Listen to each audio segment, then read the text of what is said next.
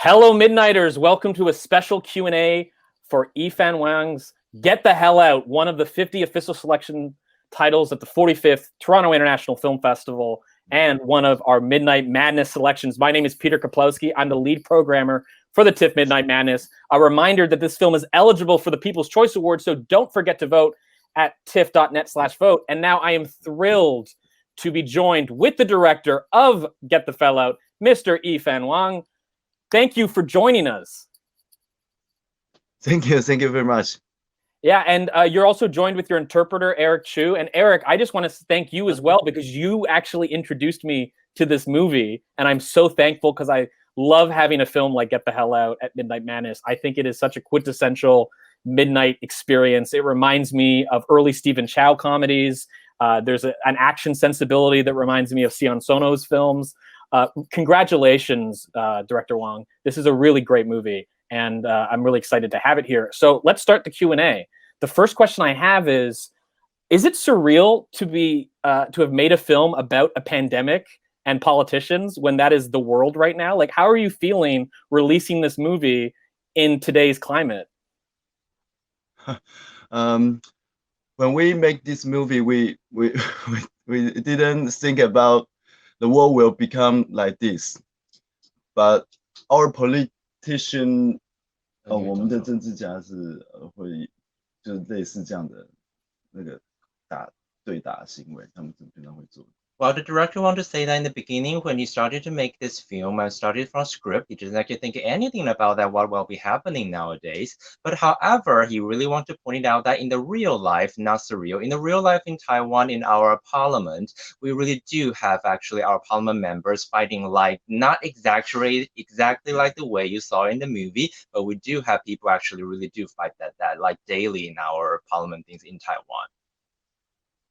And so... Yeah.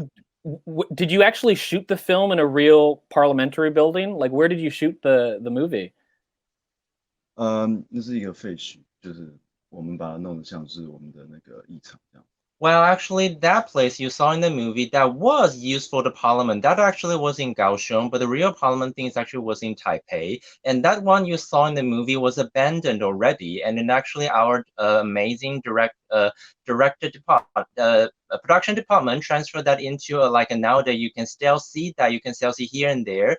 But however, the building we shot there was actually abandoned already. But it used to be 20 years ago, it used to be the parliament in the Kaohsiung, which is the southern capital of Taiwan. Great. They did a really remarkable job. The other question I have is that, along with the political critique it's making, you're satirizing Taiwanese politics, but there's also a gender social critique with Megan Lai's character, the idea that she's a woman who, it's very challenging for her to rise up the ranks in politics. And what inspired that character and the concept of her needing to speak through the security guard character? 他是说雄鹰的角色，他主要是说，在你这样子，你面对的，不管是你今天你说从政治嘲讽的角度来看这部片，但是这个选片人主要是想要提起的说，你是不是在里面有加入是关于性别平等的事情？因为他说，其实事实上，在他的观念或想象里面，打架或什么，这些都是男人的事件，你为什么要放入一个女性的角色，让他在其中雄鹰有这样的一个事？他是不是从底层往上爬，导致他有更多想要 fight for 来，我觉得他想要争取的是他更大的一些自主。我想说，在台湾的我们的这些女生，她们其实都非常的强悍，然后她们非常的会，就是甚至比男人更，就是对于自己的家园，他们的保护的那个感觉会是更强烈的。The director wanted to say that the reason why he actually put the Megan Lai's character, Xiong Yingying, in his script, he wanted to actually point it out that in Taiwan, maybe it's actually the human natures for women, or actually for every different person who actually trying to protect her home or actually her family. So the reason why she put this character in his movie, just want to point it out that in some realm, we don't really speak about like the gender equality things, both male and females, actually women and men, they're actually fighting a lot for what is actually their belief for. So that's actually what he put it into the Xiong Yingying's character in his movie. Yeah, I mean, it's such a great character. I want to know about the action sequences too. Did the cast perform a lot of the action themselves? Did you have to rely on a lot of stunt performers? 他是说他们是真演吗？还是像还是他们其实运用很多替身的方式？大部分都是真演，大概有比较危险的摔跤，大概1-2幕摔跤的那个动作，他们是使用替身。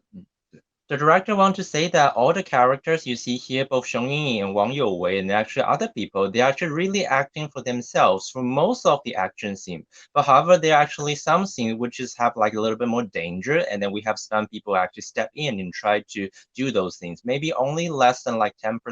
But rest of the 90%, the director and the actor and actress, they actually pay a lot of attention into how to make these action scenes feel really real. Can Megan actually do that wrestling move, the Hurricane, the wrestling move where she flips? 他可以做前半段跟后半段，但中间不行。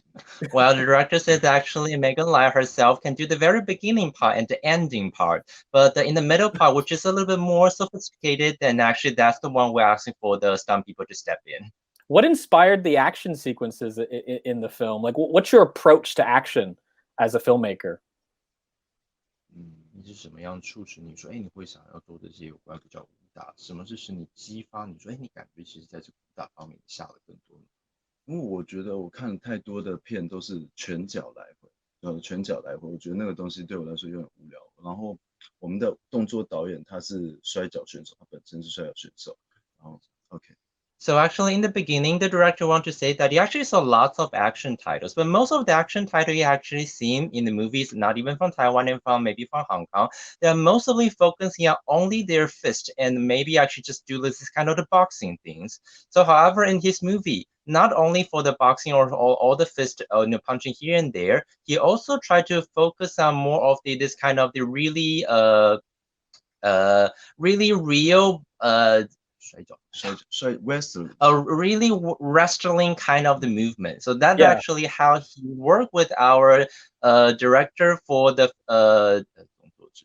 王泰伟 working with Teddy, our actually the some coordinator to try to actually develop this kind of the wrestling move. Not only we're only talking about feast and actually punching here and there. It's actually really action or actually really wrestling move from the real wrestling games.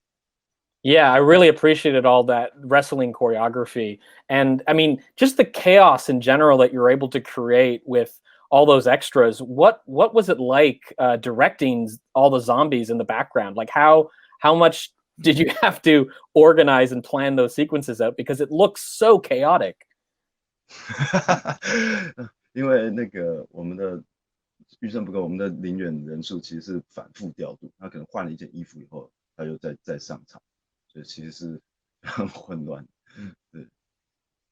The director wanted to also point it out that because we are not like a really big budget movie like, The Train to Peninsula or something like that, so actually we reuse lots of the zombie here. So I guess you can see that it's chaotic. One way is because actually we only have like maybe 30 people on the scene. So actually we asked them to like acting in this way for once, and then all of them change another outfit into another different kind of set, and then they pretend to be another different kind of zombies. So you might actually see 60 zombies on the scenes, but however, they're actually the same 30 people. They're just changing their way, how they acted. They changed their custom in order to make people feel that, oh my god, there are actually lots of zombies in our parliament.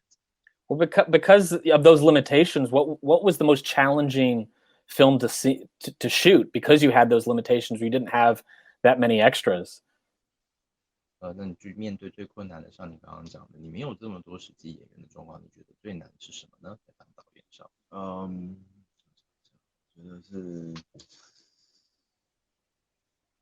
我觉得是时间，主要是就是时间不够，然后不停的删减镜头，还有为了配合预算要不停删减镜头，然后时间不够，必须要加快脚步。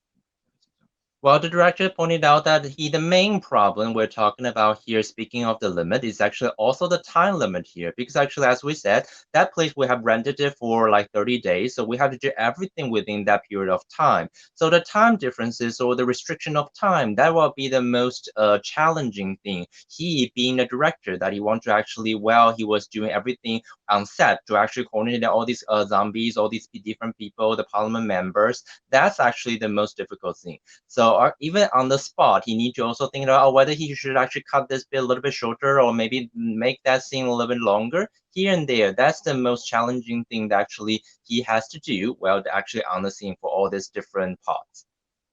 Well, it's really such a wonderful film. There's so much great energy to it. I really wish you could experience the film with the Midnight Madness audience, and I wish the Midnight Madness audience was here to ask some questions because they always have great questions. But I have a device with me. I call it the Midnight Question Atron, and when I press it, I believe a random Midnight Madness audience member will join us, and who knows, even they might even be a Midnight Madness filmmaker. So let's see what happens when I press it. And I'm pressing it now. Oh. I think something's to happen. Oh my goodness. Folks, we have with us Vasan Bala wearing a Get the Hell Out shirt. Look at that. He's the first fan. Vasan Bala, for folks at home, directed The Man Who Feels No Pain, which won the Audience Award at Midnight Madness back in 2018. Thank you so much for joining us. And Vasan, do you have a question for the filmmakers? Ethan, thank you so much for including me in this, and thank you so much for letting me watch the film. I absolutely loved it. So just to take it back again, I mean, I really wish you were in Toronto in front of 1,200 people, just listening to them reacting to your film. And I'm sure it would have been like a deafening experience with them whistling and cheering throughout, because there are so many moments where a midnight audience can, really just keep reacting to a film like this. What I really liked is there are so many homages played to so many different filmmakers, from Edgar Wright to Stephen Chow to even John Woo. What I didn't expect was it a conscious choice, or do you even like Gaspar Noé? Because in between it also looked like it's like a homage to Gaspar Noé's Climax as well, like a very claustrophobic thriller. Which I really came out, and I couldn't watch any other film after that when I had seen Climax. But this one had a complete opposite effect, wherein I was so pumped up that I really wanted to watch a lot more. So was that like a conscious choice to include all these references, and also just as an audience wanted to know what are the filmmakers you really like and look up to, and wanted to just reference them in your movies? The question, if you guys are having a hard time hearing, as it was about your influences that inspired the film, and whether Gaspar Noé was one of them. 还是一样可以讲一下这部电影是怎么样启发你想要做这件事情？有没有从别的比较古往的电影中接近？因为他们就是不断的提到说，当他们对于做电影的想象可能还比较停留在主持人我觉得那个 Edgar Wright 还有那个Quentin Tarantino 他们的那个电影影响我对疯狂喜剧的看法。就很多元素上面的时候，其实我是参考一些比较欧美的电影。Well, the director wanted to point it out that the most influential person or the director actually in his realm for actually in the movie business is actually talking about that. Maybe we can talk about like Quentin Tarantino or maybe about Eric Wright. Those people are the one actually he tried to do the homage to in the beginning when he tried to actually conduct this script. So even though you actually both of you talking about Stephen Chow and other big Asian directors actually do this kind of a little bit black comedy thing, but actually in the beginning, director Wong, he actually tried to do something that he thought actually it would be more closer to the Western kind of style in the beginning, definitely. And I noticed that Gangster Lee has a Buckaroo Banzai badge on his jacket. Are you a big fan of Buckaroo Banzai? 他说的是那个李国忠。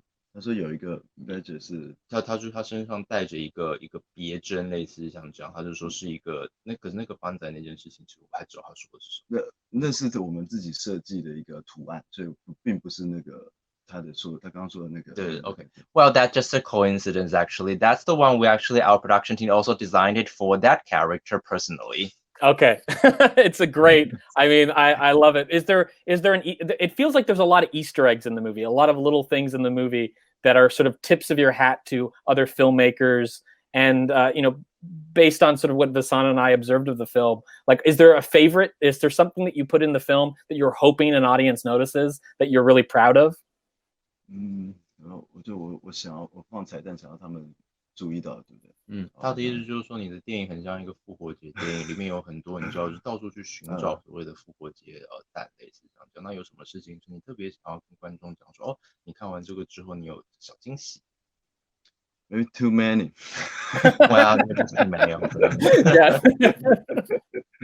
Well, I think we're gonna have to wrap up soon. But the last question I have for you is simply, what's next? And if any audience members at home want to get in touch with you over social media, are you on social media? Please plug your Instagram, your Twitter, whatever, however the audience can get in touch.